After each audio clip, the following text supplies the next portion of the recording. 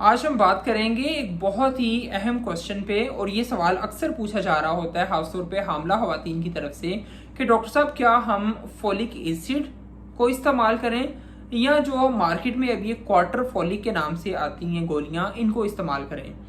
देखिए, ये जो फोलिक एसिड है या क्वार्टर फोलिक है, ये दोनों एक ही चीज़ का नाम है, लेकिन इनमें से एक चीज़ आप यूँ कहें कि इनएक्टिव है और एक चीज़ एक्टिव है। फोलिक एसिड जो कि एक अरसे से चलता आ रहा है, कई सदियों से, और बहुत ज़्यादा सस्ते में ये अवेलेबल होती हैं इसकी गोलियां, यही इस्तेमाल पहले की जा रही थी। लेकिन इनके साथ एक मसला ये है कि ये इनएक्टिव हैं, यानी कि ये जाके फ़ौरन से आपके जिस्म में काम नहीं करती, और इसको एक्टिव होने के लिए, काम अपना करने के लिए एक ख़ास किस्म के इंजाइम की ज़रूरत होती है। जबकि अगर मैं दूसरी तरफ बात करूँ क्वार्टर फोलिक की, तो ये जो क्वार्टर फोलिक आपको मुख्तलिफ नामों से मार्केट में मिलता है, जिसमें लोसिस्ट है, एडफोलिक है, और इसी तरह के नामों से ये आ रहा होता है। ये क्वार्टर फोलिक एक एक्टिव फोलिक एसिड है, यानी इसी फोलिक एसिड को अगर एक्टिव करके दवाई की शक्ल में दे दिया जाए तो इसे हम क्वार्टर फोलिक कहते हैं।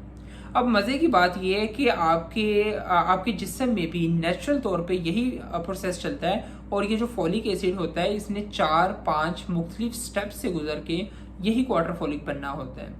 तो डॉक्टर अब क्या करते हैं कि वो रेडीमेड जो पहले से एक्टिव हुआ फोलिक एसिड है, क्वार्टर फोलिक, यही देना पसंद करते हैं और इसी को ज़्यादा इफ़ेक्टिव समझते हैं।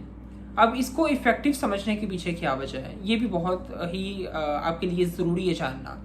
देखिए, जो फोलिक एसिड होता है इसको एक्टिव करने के लिए, जिस तरह मैंने पहले बात की थी कि आपको एक इंजाइम की ज़रूरत होती है। हमारे जिस्म में, याद रखिएगा, हज़ारों तरह के काम चल रहे होते हैं। हमारे जिस्म में बहुत सी चीज़ें जो है वो एक्टिव हो रही होती हैं, कुछ चीज़ें जो है वो वेस्ट के अंदर जा रही होती हैं, कुछ चीज़ें जिस्म से निकाल ली जा रही होती हैं। तो इसी में से एक ये भी प्रोसेस होता है जो कि इंजाइम सिस्टम की वजह से होता है। इसके लिए जो इंजाइम है उसे हम कहते हैं MTHFR इंजाइम। और ये जो इंजाइम है ये अनफॉर्चुनेटली, बदकिस्मती से, बहुत से लोगों में मौजूद ही नहीं होता, कुदरती तौर पे ये मौजूद नहीं होता। हमारे जीनियाती जितने भी क्या है कि इंफॉर्मेशन होती है, हर एक इंसान की जो जीन्स हैं, जो हर इंसान का आप यूँ कहें कि जो बॉडी का पूरा बिल्डिंग सिस्टम है वो एक दूसरे से मुख्तलिफ है। कुछ लोगों में सारे इंजाइम पाए जाते हैं, कुछ में कुछ इंजाइम मिसिंग होते हैं।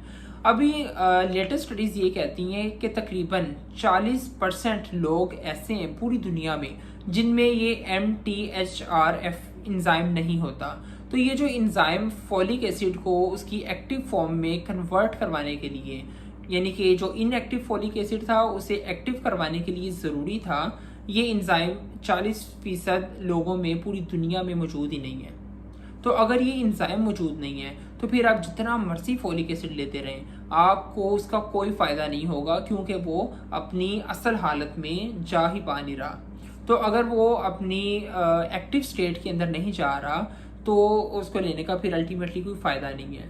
इसीलिए हमारे इर्द गिर्द, हमारे माशरे में जो बच्चे पैदा हो रहे हैं, ख़ासतौर पे अभी जैसी हमारी खुराकें इतनी अच्छी नहीं रही, हमें खुराक से सब कुछ नहीं मिल रहा होता, तो बहुत सी हामला ख़वातीन के यहाँ जब बच्चे की पैदाइश होती है तो एबनॉर्मेलिटीज़ के साथ बच्चे पैदा होते हैं।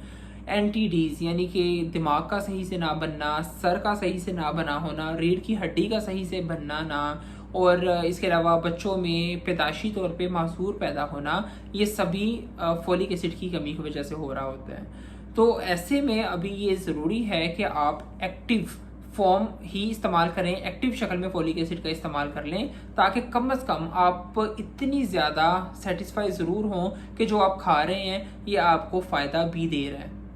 देखिए, डॉक्टर के पास जो 100 मरीज़ आती हैं या जो 100 हामला ख़वातीन आप यूँ समझ ले आती हैं, डॉक्टर उन्हें देख के ये जज नहीं कर सकता कि किसके अंदर ये इंजाइम होगा और किस में इंजाइम मिसिंग होगा।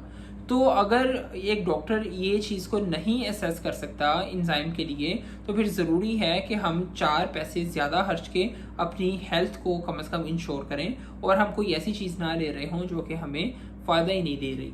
इसीलिए अभी मॉडर्न स्टडीज़ भी ये इस चीज़ को सपोर्ट करती हैं, और सारे के सारे डॉक्टर भी इसी प्रैक्टिस को फॉलो करते हैं कि वो active form of folic acid यानी कि क्वार्टर फोलिक ही देना पसंद करते हैं। इसी का दूसरा नाम एल-मिथाइल फोलेट भी है। तो एल-मिथाइल फोलेट कहें या क्वार्टर फोलिक कहें, ये आपके लिए बहुत ज़्यादा ज़रूरी है, इसे लेते रहना लाजमी है।